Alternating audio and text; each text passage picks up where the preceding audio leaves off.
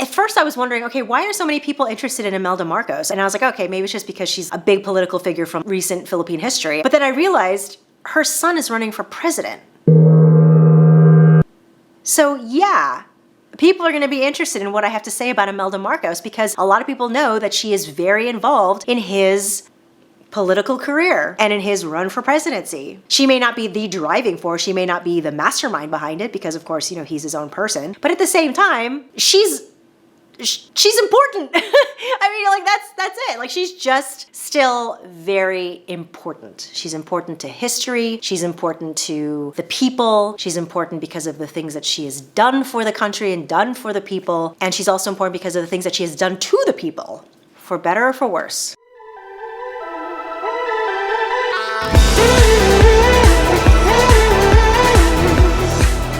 Mabuhay and welcome back to the channel. My name is Tez Milan. The first thing that I want to do is I just want to welcome and thank all of the new subscribers. There is one particular episode that a lot of you have gained a lot of interest in, and that is the one where I describe my experience where I lied to Imelda Marcos. Yeah, it's not really surprising that so many of you wanted to see what exactly it is that I had done. Oh, Tez, by the way, it is your birthday today, isn't it? And a lot of you not only watched that episode, but a lot of you have also made comments and shared with me your thoughts and reactions. That's why I would like to react to the comments that I got about my experience with Imelda. So here we go. The first comment that I really noticed when it kept coming up again and again and again and again. All's Well said, Imelda does not have all designer shoes. She's a huge supporter of the Philippine shoemakers, so all these people give her shoes. During the Marcos time, our shoe industry was rich and well known. Based on this comment and other comments that are very similar to this comment, I know for sure that when I go back to the Philippines, I am visiting the Marikina Shoe Museum. So I can see this amazing collection of shoes that once belonged to Imelda. I know a lot of the shoes are also no longer in existence, or they're missing, or they're, you know, somewhere else, on somebody else's foot maybe. It may not be that all the shoes came from the designer store and came from a designer who like handmade it for Imelda and then handed it to her, but I would like to say that I believe the shoes that Imelda had were of such quality that they were indeed designer shoes, but they may not have been actual designer shoes like Chanel or Dolce & Gabbana or, you know, whatever other Salvatore Ferragamo, I mean, whatever other shoe designer brand you're thinking of. They may not all have been designer shoes, but I'm sure the quality is such that they would be considered to be designer shoes. Now, I understand why some people got upset about that because I made a comment that seemed like all the shoes that she had in her collection were all designer shoes. I'm talking about like designer shoes. And a lot of them were given to her as gifts, but I do understand that not every single pair of shoe that she had was designer. Ricky Dude 2001 wrote, the 1,000 pairs of shoes have different sizes. RSD, he's responding to Ricky Dude 2001, says, Madame Imelda's size is 9, but some shoes were smaller like 4, 5, 6, 7, 8. But the yellow media, I don't know what yellow media means.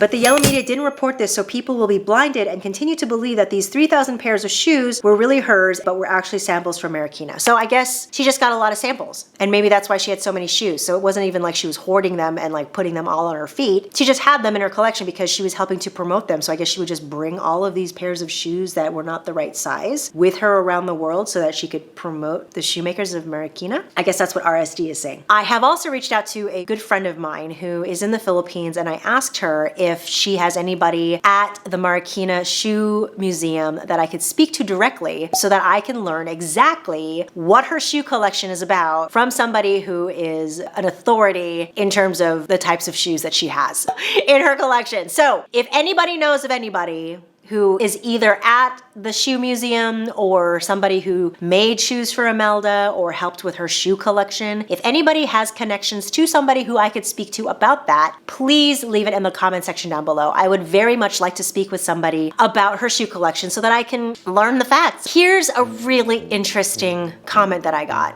Sheila Haven wrote about a love triangle that happened between Ninoy Aquino, Cory Aquino, and Imelda and Ferdinand. So I guess that's not a triangle, that's more like a square. Sheila Haven writes, made up stories from Cory's minion and her. She is very jealous of Imelda, knowing that her husband, then late Ninoy, courted Imelda first, but dropped her like hot potato and married to Cory because she is from a rich family. It's a love triangle.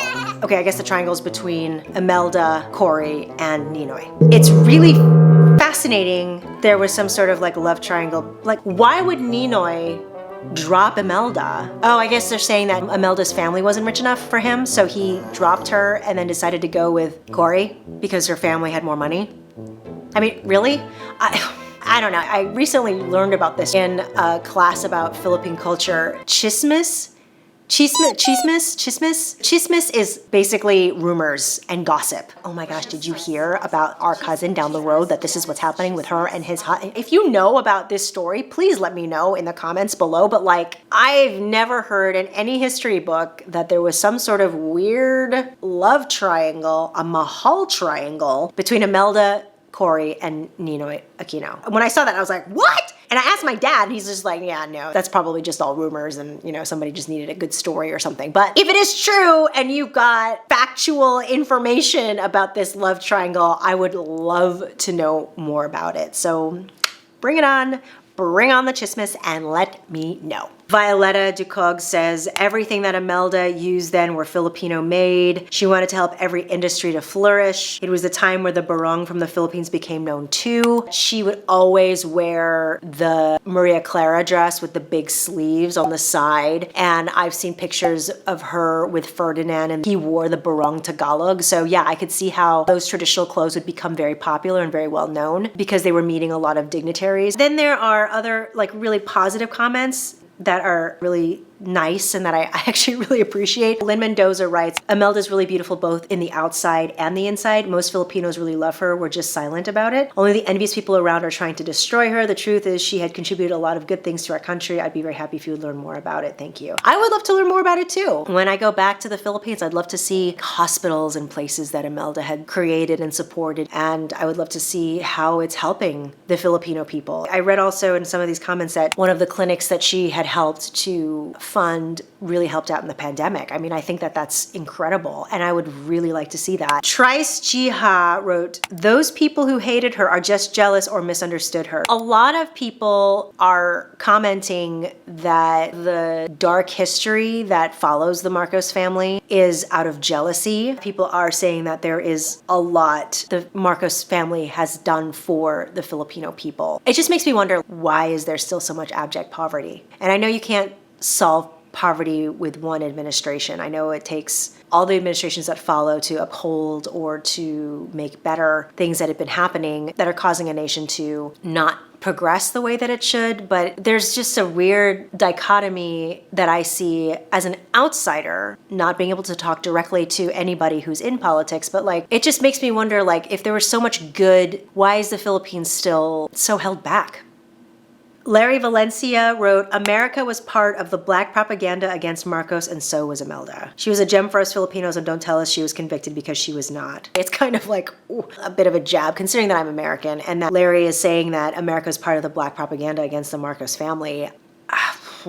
From some of these comments that I've seen and some of the stuff people suggest that I go listen to, when people start to regurgitate and explain their reasoning and it's almost verbatim the things that people are saying on the media, it makes me really concerned, because then it makes me wonder, okay, is your opinion really yours, or is your opinion something that somebody's telling you to think? How much digging are you really doing when you only see one side of the story?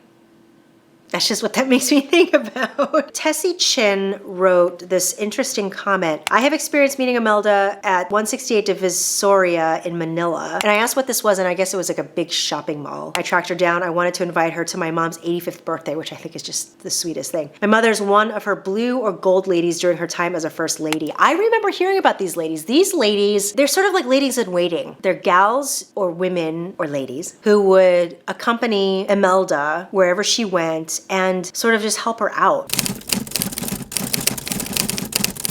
And they got to go and experience a lot of really incredible things with Imelda Marcos. I would love to talk to one of these women who got to experience that with her, that got to accompany her. Tessie's mom was one of these women. That's incredible. So I asked her if we could meet her for lunch or dinner without hesitation. She said yes. But it's interesting, like there's other comments in this same stream where people are like, yeah, I met her there too at the mall. And it's like, how many times was Imelda at this mall? Francis Tenseco can totally relate to what I shared because he wrote, I met her as well and was invited to her home and treated exactly the same way as you described, and of course got mesmerized with her charm too. I enjoyed watching your very fair account of her, and thanks for sharing. I met her because I wrote a musical about her which I launched in Manila in 2014 titled A Mother's Soul. Thank you, Francis. That's really awesome. Let me take a look and see if I can find your musical, A Mother's Soul.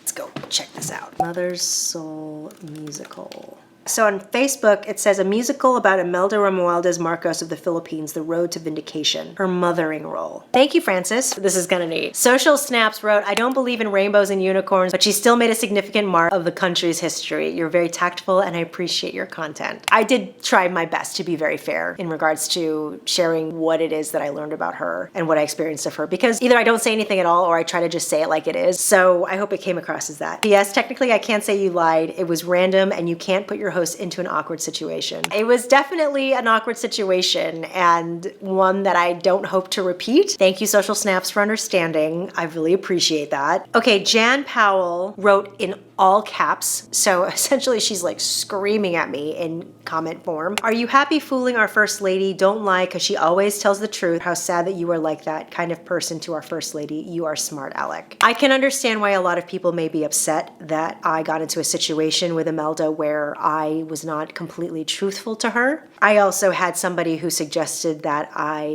apologize to her, and that is something that I am thinking about doing. I have something in mind that I would like to do for Imelda, just in exchange for her generosity and for her taking such good care of myself as well as the group that I was with. To get comments like that was really, again, like I said, I understand people's feelings got really riled up. My lie was not intentional. It wasn't to deceive her intentionally and make her feel bad and to tarnish her reputation in any way, shape, or form. When I told this story to some of my family, they also shared with me that that tends to happen actually a lot in Filipino parties, that they'll say it's somebody's birthday just so they can have something to celebrate. I am not proud of what I did, but it's something that Imelda decided to do, which was to be a dignified person who had a gift for somebody who she thought it was their birthday. And I could have said, no, I don't want to do this. I don't want to, but I also, I mean, would you also not accept a gift that was being given to you in front of a bunch of people and say, oh, no, it's actually not my birthday. That person over there just lied and I'm not going to lie. I'm going to be the good person and say that my birthday's not until August. Overall, just a really super awkward situation, one that I would not want to be in again and one that I wouldn't recommend anybody else try to be in either. It was a situation that happened at a dinner party and we all went along with it. And I even had some comments where some people were like, oh, I bet Imelda probably knew that it wasn't really your birthday, but she went along with it anyways. Who knows? The only way I'll ever know is if I get to ask her. Maybe one day I get to have that opportunity to ask her. It was so long ago. It was like in 2008. I don't necessarily know if she would even remember, let alone remember how she felt about the situation. Maybe she could reference other situations where she's just been like, you know what? It happens all the time, and I make sure that I have something to give so that I can be a part of that celebration, whether it is actually truthful or not. So those are the main comments that I wanted to share with you and respond to. If you want to react to something that I say in this video, please do. I want to create a dialogue with you. I want to learn from you. And so if you have something to say, please do say it. When I started this series at the beginning of the year, I initially thought I was just going to be talking about all of the things that I discover about the Philippines, like all the fun facts and figures and people that are doing great things, both in the Philippines and in America, who happen to be Filipino and around the world for that matter. A lot of the episodes that I've done so far keep begging the question, when are you going to go deeper? When are you going to really dive deep into your heritage and figure out who you are and what it is that you stand for as a Filipina? I'm trying to find my way through this. I'm trying to find myself in this conversation. A lot of the comments that I got have really caused me to pause and question what it is that I know. For example, I had a lot of people responding to me in Tagalog, and I'm having to use Google Translate because I'm still learning Tagalog. I mean, if you watched my last episode where I'm baking ube cookies, I pronounce the word salt incorrectly. Ilocano asin, which I learned that asin is actually the word for salt in Tagalog. And I'm like, oh, okay, great, yes. Yet another Tagalog word that I've completely messed up. I think that online, and especially on social media platform like YouTube, it's so easy to just be like, okay, I'll just type something up. And I haven't even watched the entire video, but I'm annoyed at what she said in this one sentence at minute 134, and then you're gonna type it out. I don't blame you, but at the same time, just know that, yes, I will probably see your comment. I have tried my best to respond to every single comment because I think it's important that you know that there is a human being on the other side of this comment box. And it's affecting me, and that some things I'm like, wow, that's really great that they're so supportive of Imelda. And then some things I'm getting and I'm just like, wow, that was really harsh. Like, why did they have to say it like that? There's like hundreds of comments on this particular video, and I have looked at every single one of them. Thank you so much for everybody who has watched the episode. Thank you again to those who have decided to subscribe. If you have not yet subscribed, please do so. Give this episode a thumbs up if it so moves you. Thank you again so much for watching and for being here. It really means a lot to me, and I will see you next week. Fil-Am. Goodbye.